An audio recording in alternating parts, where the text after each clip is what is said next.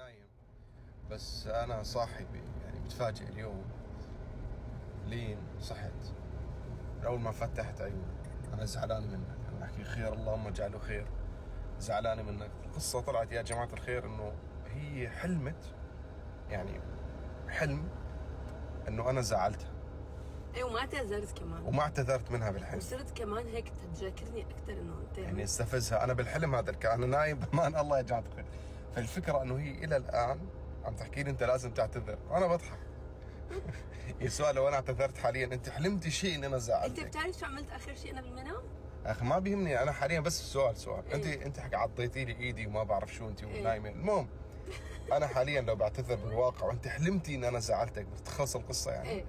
اوكي. المهم يا جماعه الخير، وهي خلاص عايشه الموضوع انه انا مزعلها. كل شوي تحكي لي خلاص انا معصبه وما بعرف شو. انت عم تضحك. انا عم بأكد. انا عن جد معصبه. معصبه هذا حلم. صحينا احنا رجعنا للواقع هاي خلاص. اشاره انه انت بدك تزعلني، اشاره من رب العالمين. انتبهي، بده يزعلك. يلا انت رايح عندك شغل حاليا. إيه؟ وانا عندي شغل.